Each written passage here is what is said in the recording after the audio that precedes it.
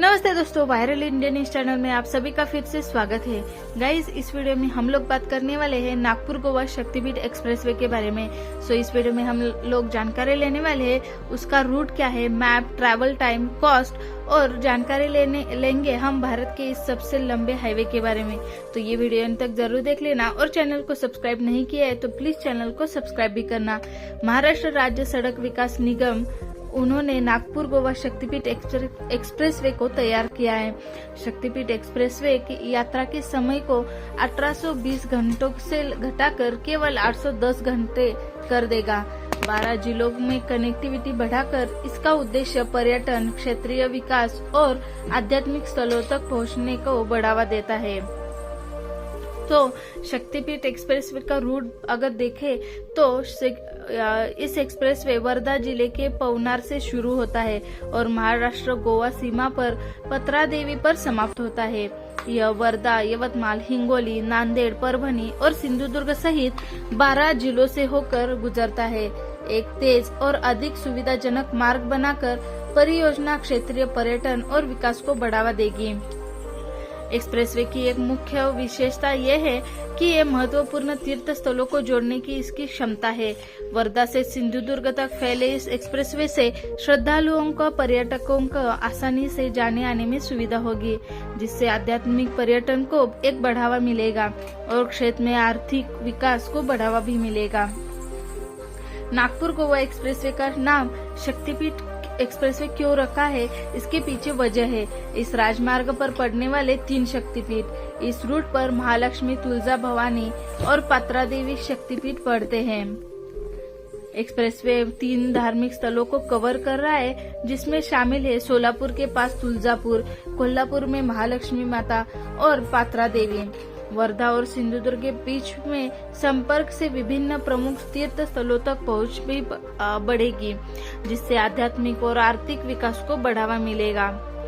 शक्तिपीठ एक्सप्रेसवे मार्ग के किनारे बसे गांव एक्सप्रेसवे सांगवडे, सांगवडेवाडी, हलासवाडे, नेरली, विकासवाडी, कनेरीवाडी, कनेरी, कोगिल बुद्रुक, ऐसे काफी सारे गांव है जिससे ये होकर गुजरेगा।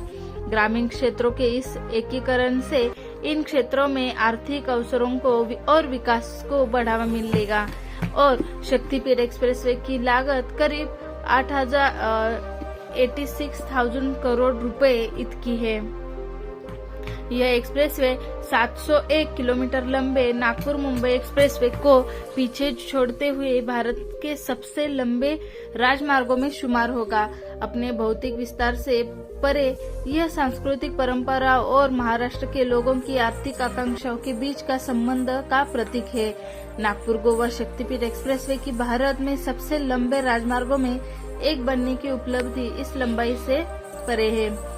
यह लोगों और उनकी धार्मिक परंपराओं और आर्थिक आकांक्षाओं के बीच एक सेतु का काम करेगा।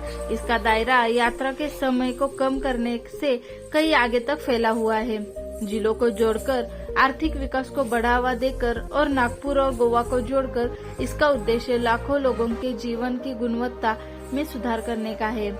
यह पहला राज्य और उनके लोगों के लिए एक परिवर्तनकारी परियोजना बनने के लिए तैयार है।